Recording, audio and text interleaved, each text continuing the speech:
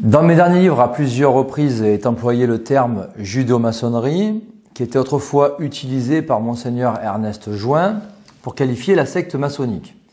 Pour rappel, la franc-maçonnerie est l'instrument de domination du judaïsme international et dans les hauts grades maçonniques, on trouve une majorité de juifs. En d'autres termes, la nation juive exerce son hégémonie par le biais de lobbies de sociétés secrètes qui sont généralement liées à la franc-maçonnerie. La relation entre judaïsme et franc-maçonnerie, c'est ce que nous allons voir. Cette relation a toujours été très étroite. Déjà, ce sont deux corps étrangers au sein d'une nation, deux corps étrangers aussi au sein de l'Église. Ça fait l'objet d'une étude et la sortie donc de mon dernier livre, Une loge maçonnique dirige le Vatican. Donc, relation très étroite entre le judaïsme et la franc-maçonnerie, tout simplement parce que l'un est à l'origine de l'autre. Donc déjà, judaïsme et franc-maçonnerie sont incompatibles avec l'intérêt général d'une nation. Et puis comme je le disais, l'une est à l'origine de l'autre, même si officiellement à l'origine de la franc-maçonnerie, ce sont deux protestants dont l'un d'entre eux était Rose-Croix, donc John Sanderson et Jean Théophile Desaguliers, qui sont à l'origine donc de la création de la franc-maçonnerie officiellement en 1717, mais on retrouve une origine juive donc dès le départ et une inspiration kabbalistique. Ce qui a fait d'ailleurs dire aux convertis à la Kabbale, Eliphas Lévi au XIXe siècle, que la franc-maçonnerie est la grande association kabbalistique. Et plus tard, cela a été confirmé par Étienne Couvert, qui parlait d'association de kabbalistes à propos de la franc-maçonnerie. Le judaïsme international est une puissance occulte qui est à la tête de cette autre puissance occulte qui est la franc-maçonnerie. Pourquoi ? Parce que officiellement, nos dirigeants sont du Parti socialiste, sont des républicains, la République en marche, etc. Mais leur affiliation maçonnique est toujours cachée. Donc la franc-maçonnerie est-elle une puissance occulte qui, à sa tête, est gagnée par cette autre puissance occulte qui est la puissance occulte judaïque. Okay ? La société juive est en quelque sorte transposée dans les sociétés secrètes, où on y retrouve l'esprit juif en général, et cela a été fort bien expliqué par un spécialiste de la question, le chevalier Gougenot des Mousseaux, dans son livre, donc, le judaïsme et la judaïsation des peuples chrétiens, où il a écrit à la page 503 « Entre ceux dont il est rare que la vue frappe et captive nos yeux se distingue l'organisation naturelle de ces hommes de la dispersion, donc communauté juive organisée, organisation naturelle de ces hommes de la dispersion chez les peuples qui les hébergent, organisation semblable d'un but à l'autre de la terre à celle des sociétés de l'occultisme. » Donc en fait, la communauté juive organisée, son organisation, nous dit Gougenot des Mousseaux, est semblable aux sociétés secrètes occultistes. Chacune des sociétés secrètes qui se développent au milieu des États modernes n'est en effet qu'une copie, qu'une image de la société judaïque telle qu'elle existe au milieu des peuples. Autrefois, sous la Troisième République, on avait le grand rabbin de France qui avait fait l'éloge de la République, de la franc-maçonnerie et des francs-maçons. Élie Ben Amozeg, donc ce rabbin, était un franc-maçon du 33e degré, dans la franc-maçonnerie à Livourne, en Italie. Dans les hauts grades maçonniques, comme je le disais, on retrouve une écrasante majorité de juifs, alors que c'est l'inverse dans les bas grades, de la maçonnerie bleue du rite écossais, donc les 3 premiers grades apprentis, compagnons et maîtres, où on va retrouver essentiellement des goïs. Récemment, il y a peu de temps, le pseudo-philosophe Bernard-Henri Lévy a dit tout le bien qu'il pense des francs-maçons et de la République. Il a réagi à l'attaque du temple maçonnique de Tarbes et il a tweeté ceci, je cite, « Et oui, les francs-maçons, c'est un peu l'âme de la République, ce qui est vrai. C'est ce qu'il y a eu parfois de meilleur, là on n'est pas d'accord bien sûr, que les gilets jaunes s'en prennent à leur temple de Tarbes est un signe terrible. 17 épisodes pour revenir 130 ans en arrière.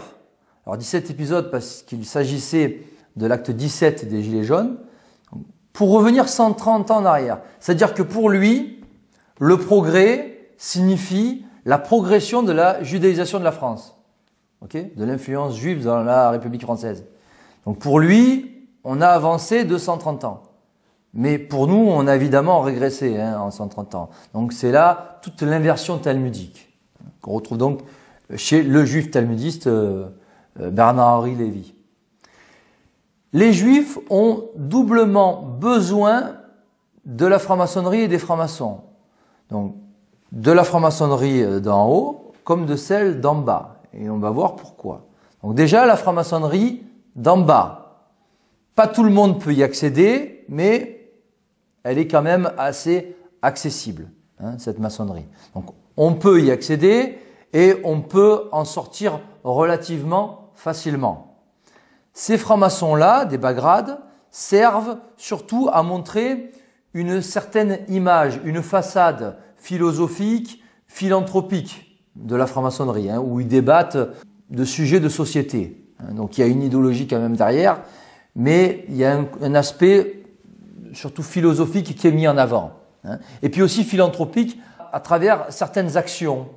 Vous voyez, quand par exemple ils vont faire un don à une association, il va y avoir dans les journaux, ça va être mis en avant, par exemple quand c'est le club paramaçonnique du Rotary ou du Lions Club qui font cela.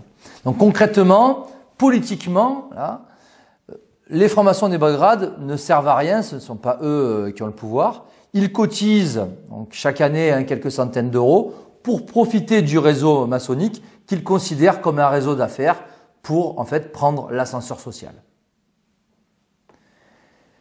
La franc-maçonnerie des hauts grades maintenant, les francs-maçons des hauts grades, eux, c'est différent, on est dans autre chose, ils servent la domination d'Israël. Donc c'est le cas de nos dirigeants dans la République française, que ce soit par exemple François Hollande ou Emmanuel Macron. On sait par le franc-maçon italien Magaldi que Emmanuel Macron a été coopté dans une arrière-loge intitulée la Fraternité Verte, donc arrière-loge supérieure au 33 degrés du rite écossais, coopté par François Hollande. Donc Macron coopté par François Hollande. Et donc que ces gens-là obéissent clairement au diktat d'Israël. Donc là, on est dans toute autre chose. Ces francs-maçons-là, des hauts grades, sont des alliés objectifs du judaïsme politique, donc à l'échelle française et même internationale. Ils sont aux ordres de ce judaïsme international et on l'a constaté, on l'a vu avec cette image marquante du poing d'Emmanuel Macron serré par le président du CRIF, Francis Khalifa, au dernier dîner du CRIF. On a bien vu qui était le maître de l'autre. Donc, ces francs-maçons des hauts grades doivent généralement aux juifs leur ascension en loge et dans le monde profane. Et généralement, les deux vont de pair, l'ascension aux loges et dans la société. Ceci dit, à la tête des banques, de la haute finance, des cartels, des multinationales, des grands groupes financiers, médiatiques, il n'y a pas que des juifs. Certes, il y a Rothschild, il y a l'israélite Drahi, il y a Bolloré, Xavier Niel, il y avait Serge Dassault, son vrai nom Serge Bloch, mais il y a aussi les Bernard Arnault, Arnaud Lagardère, etc. Donc il y a des juifs puissants, il y a aussi de richissimes francs-maçons des hauts grades et les deux font affaire. Pour rappel, au-dessus de la loge, il y a la synagogue. Et donc au-dessus donc, de la franc-maçonnerie, il y a la judéo-maçonnerie, du Bnei Brit, il faut être juif pour appartenir à cette franc-maçonnerie. Donc franc-maçonnerie des hauts grades qui est supérieure à la franc-maçonnerie du rite écossais. Ce sont ces juifs qui sont à la tête de la franc-maçonnerie et non l'inverse. Et ceux qui affirment que les juifs n'ont rien à voir avec la franc-maçonnerie, que ce n'est pas l'esprit juif qui domine la franc-maçonnerie, que ce n'est pas l'esprit de la Kabbale, que ce ne sont pas les juifs qui dominent la franc-maçonnerie, toutes ces choses-là, que ce ne sont pas les juifs et les francs-maçons qui ont le pouvoir sous la République française, etc., etc. Tous ces gens-là sont là pour vous tromper, pour vous mentir. Clairement, hein, ils vous mentent, ce sont des menteurs et des manipulateurs. Voilà. Et clairement, ce sont des collabos de la République juive et maçonnique. Voilà. Ni plus ni moins. Quelle que soit leur étiquette d'ailleurs. Hein. Qu'ils soient d'ailleurs catholiques tradis, qu'ils ne le soient pas, qu'ils soient protestants, qu'ils soient athées, peu importe, ces gens-là vous mentent, ils ne disent pas la vérité sur ces sujets si fondateurs, si fondamentaux que sont les questions juives et maçonniques. C'est un marqueur, ça. Hein. A-t-on déjà vu un franc-maçon déograde s'en prendre à Israël, au sionisme, au judaïsme? Alors, on a vu John Fitzgerald Kennedy s'attaquer publiquement aux sociétés secrètes. D'ailleurs, il y a l'extrait hein, dans Le complot contre Dieu, mais aussi de Cris dans la nuit. Et donc, on a vu JFK s'en prendre aux sociétés secrètes, et on a vu le résultat. Sinon, à ma connaissance, on n'a jamais vu de franc-maçon déograde, avec une certaine responsabilité, être dans l'anti-judaïsme ou l'antisionisme, tout simplement parce que c'est éliminatoire. Donc, pour faire carrière, il faut éviter ce genre de position. Donc, les uns ont besoin des autres, et inversement, donc les uns pour asseoir la domination d'Israël, la domination de la nation juive sur les autres nations, les autres pour prendre l'ascenseur social, ils doivent se soumettre à leur maître pour espérer monter en grade dans la hiérarchie républicaine. Et on est donc dans la lutte des places, hein, c'est ça en fait la politique politicienne, la lutte des places qui s'est clairement substituée à la lutte des classes chère à Karl Marx, qui appartenait d'ailleurs à cette communauté organisée. Alors seul pour gouverner, surtout à visage découvert, c'est compliqué. Et ça, la nation juive l'a parfaitement compris. Elle agit très rarement à découvert, comme cela s'est produit en 1917 avec la révolution bolchevique et ensuite le bolchevisme, le communisme qui a suivi. Donc elle agit très rarement à découvert, elle ne souhaite pas porter la responsabilité officielle de ses crimes, et cela se comprend, alors elle les fait exécutés par d'autres, hein, ces méfaits, ces crimes.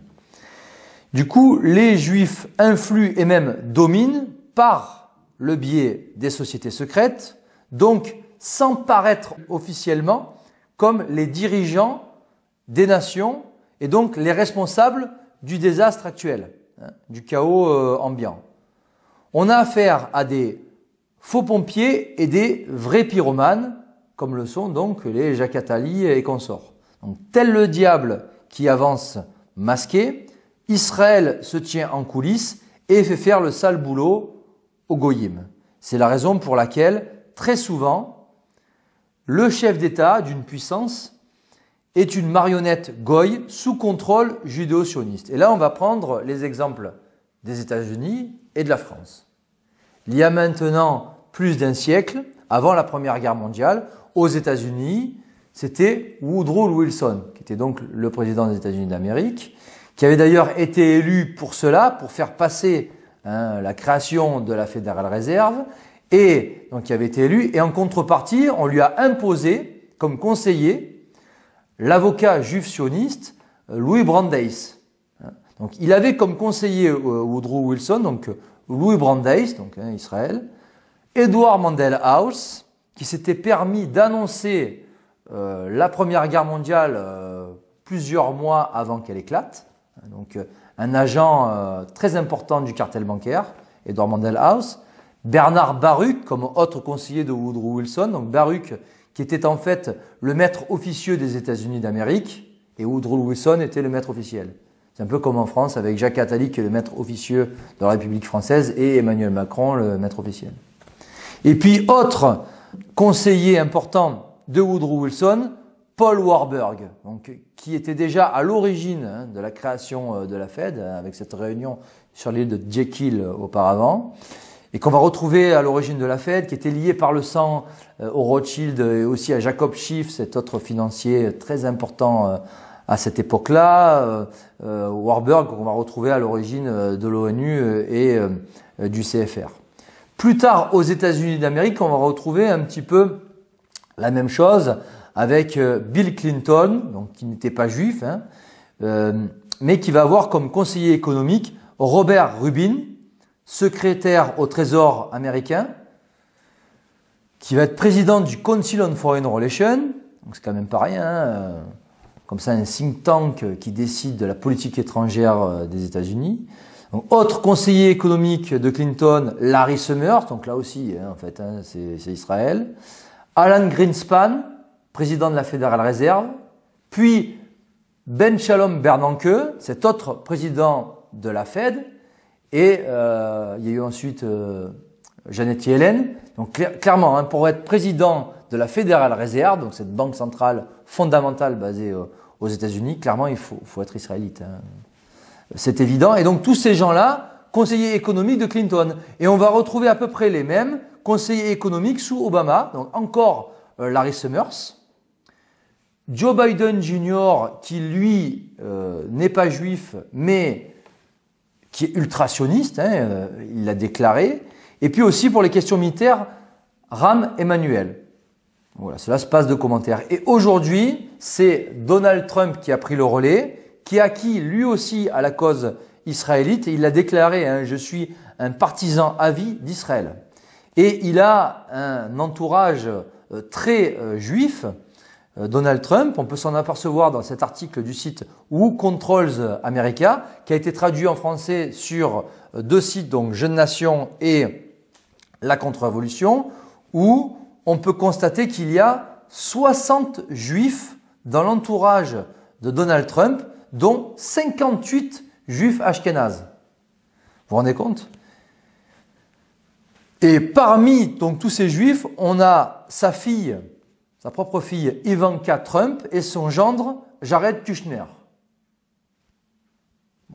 Donc voilà, l'article en français c'est Donald Trump, homme libre ou homme lige des Israélites. Mais après la lecture de cet article, la question ne se pose même plus. Donc tous ces chefs d'État américains doivent leur élection à des lobbies, et notamment au lobby financier judéo-sioniste, l'EPAC, qui est en quelque sorte le bras armé financier du Bnei Brit, hein, aux États-Unis.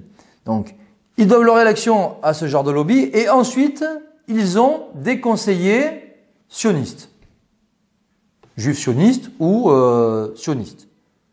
Et alors, le CFR, vous retrouvez un Benjamin Netanyahou à qui on déballe le tapis rouge. Donc, clairement, la marionnette Goy qui est à la tête donc, des États-Unis, et même on va voir aussi pour la France, est clairement prise dans l'étau, hein, judéo-sioniste. En France, on retrouve à peu près le même schéma. Je rappelle que Georges Pompidou avait avoué qu'il était un salarié de la banque Rothschild et que depuis 1981, Jacques Attali est le conseiller donc à l'Élysée, j'allais dire à vie à l'Élysée, oui c'est un peu ça. Donc il était déjà le conseiller de Mitterrand, puis de Chirac, puis de Sarkozy, Hollande et maintenant Macron. Donc depuis 1981. Hein, et on a ce genre de conseillers comme Attali, mais aussi Alain Bauer, hein, mentor de Jacques Chirac, mais aussi de Nicolas Sarkozy, de Manuel Valls, les Klarsfeld, les Kuckerman, les Bernard-Henri Lévy qui gravitent comme ça donc autour de l'Élysée et qui jouent un rôle majeur. Nous avons aussi les médias qui font élire une marionnette Goy entourée donc de juifs sionistes. Je le rappelle, donc autrefois c'était surtout TF1 qui faisait élire les Jacques Chirac ou les Nicolas Sarkozy. Et là, dernièrement, c'est BFM TV de l'Israélite Drahi qui a fait élire Emmanuel Macron. La stratégie de ce lobby juif est très simple. C'est de faire pression sur le pouvoir officiel. Se maintenir en coulisses, mais faire pression. Ne pas endosser le costume de dirigeant officiel, mais faire appliquer par un non-juif, et je rappelle qu'un franc-maçon odéograde est un juif de synthèse, donc faire appliquer par un goy une politique judéo-sioniste. Les Attali, les Bernard-Henri Lévy, Kuckerman, Khalifa, etc. font appliquer au goy franc-maçon Macron la politique voulue par l'État hébreu. Et c'est cela, en fait, la véritable fonction de ces dirigeants de la République française. Quand les gens élisent un président, ce n'est pas pour faire l'intérêt général, mais c'est pour faire l'intérêt d'une nation étrangère et en l'occurrence l'intérêt d'Israël, de l'Israël sioniste. Pas n'importe quel goy est sous contrôle judo-sioniste, je le rappelle. Hein. Ce ne peut être qu'un franc-maçon dès haut grade qui a donc été auparavant trié pour monter en grade. Alors en matière de politique étrangère, c'est très simple, c'est faire la sécurité d'Israël. Donc ils le disent dès qu'ils sont élus, hein, Nicolas Sarkozy, c'est de suite, c'est la sécurité d'Israël qui importe par-dessus tout, d'où ce chantage à l'antisémitisme permanent si on est opposé à cela, si on est opposé à l'hégémonie donc de cette nation étrangère sur la France, donc par le biais de la République française, qui je le rappelle est l'anti-France et qui n'est qu'un régime politique, hein, qui n'est pas la France. Donc voilà, en termes de politique étrangère, ça c'est fondamental. Et en termes de politique intérieure, dans l'esprit du Talmud, c'est l'asservissement de la population française. Comment?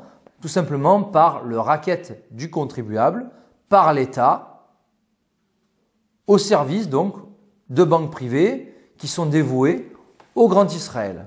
Hein, c'est très simple. D'où la révolte d'ailleurs des Gilets jaunes, hein, qui s'offusquent, à juste titre, de ce racket en fait du contribuable, hein, à tous les niveaux, hein, par le biais fiscal ou sur la route.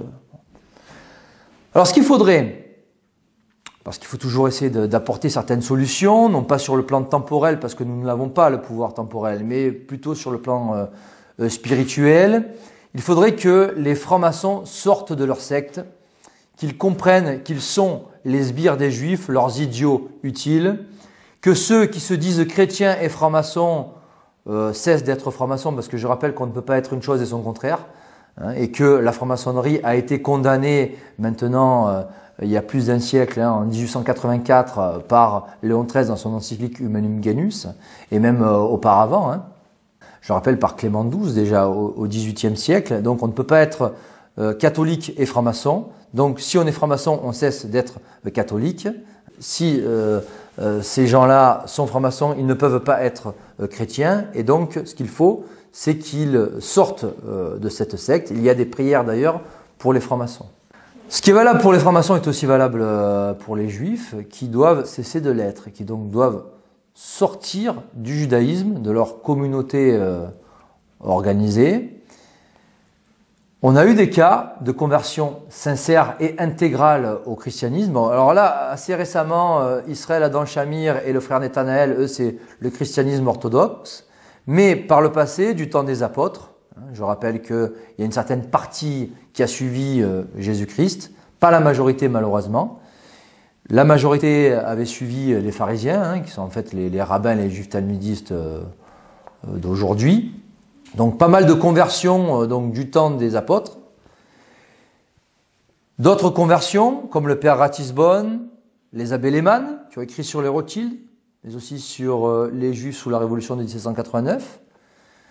Benjamin Friedman aussi, hein, qui a écrit sur le sionisme, mais aussi sur les guerres mondiales. Et puis encore plus récemment, Véronique Lévy, la sœur de Bernard-Henri Lévy, qui s'est convertie apparemment sincèrement, et c'est tout à son honneur, d'autant que ce n'est pas sans conséquence hein, sur l'entourage familial. Notre foi, notre croyance détermine généralement notre action, notre mode de vie, nos habitudes de vie, nos mœurs. Ce fut l'objet d'une conférence, hein, le sujet de ma dernière conférence qui avait été donnée à Nice. D'où l'importance d'avoir la foi intégrale et non une foi tiède. Car généralement, nos actes sont conformes à cette foi. Ils doivent l'être. Hein, conformes donc à cette foi catholique. Et là, le problème, c'est que Lucifer est le grand architecte de l'univers dans la Kabbale et les francs-maçons dès haut grade sont eux aussi dans le culte de Lucifer. Et d'ailleurs, en 1889, Albert Pike avait écrit dans une correspondance « À vous, grands inspecteurs généraux souverains, nous disons ceci pour que vous puissiez le répéter aux frères des 32e, 31e et 30e degrés, et pas en dessous, hein, à partir du 30e degré, la religion maçonnique doit être par nous tous, initiée des hauts degrés, maintenue dans la pureté de la doctrine luciférienne. Et un peu plus loin, il a affirmé, oui, Lucifer est Dieu. C'est l'espace de commentaires. On est donc dans le culte de Lucifer pour les adeptes de la Kabbale, comme dans les hauts grades maçonniques. Que ces francs-maçons soient juifs ou pas, d'ailleurs. Et dans les deux cas, et dans tous les cas, ces gens-là ont la même aversion contre le Dieu des chrétiens, donc, Jésus-Christ, contre l'Église catholique, qui est le corps mystique du Christ, contre la civilisation chrétienne, contre la chrétienté. Dans les deux cas, ils souhaitent une gouvernance mondiale chère à Jacques Attali, qui est en fait le promoteur officiel de ce mondialisme en France, mais pas seulement, puisque on a eu George Herbert Walker Bush qui, en public à la télévision le 11 septembre 1990, soit exactement 11 ans avant les attentats du World Trade Center, donc George Herbert Walker Bush avait comme ça parlé de nouvel ordre mondial. Bien avant lui, en 1950, James Paul Warburg, donc le fils de Paul Warburg dont j'en parlais tout à l'heure, avait déclaré « Nous aurons un gouvernement mondial que nous l'aimions ou pas. La question est de savoir si nous l'aurons par consentement ou par conquête. » David Rockefeller, ce ponte du mondialisme au XXe siècle, avait écrit « Nous sommes à la veille d'une transformation globale. Tout ce dont nous avons besoin est une bonne crise majeure. » Ça n'existe pas ça, une bonne crise majeure. Ça ne profite jamais au peuple. Un crash financier ne profite qu'à ceux qui le provoquent, à la haute finance, mais pas au peuple. Donc tout ce dont nous avons besoin est une bonne crise majeure, et les nations vont accepter le nouvel ordre mondial. À l'ONU, Kofi Annan, mais aussi Robert Mueller, Robert Mueller a notamment déclaré « Dès que possible, nous devons arriver à élaborer un gouvernement mondial et une religion mondiale dirigée par un leader mondial. » Même son de cloche à l'OMS, l'Organisation mondiale de la santé, par George Brock Chisholm, qui avait déclaré « Pour mettre en place un gouvernement mondial, il est nécessaire de retirer des esprits leur individualisme, leur loyauté aux traditions familiales, leur patriotisme national et leur dogme religieux. » Et là, on est clairement dans l'esprit du judaïsme international.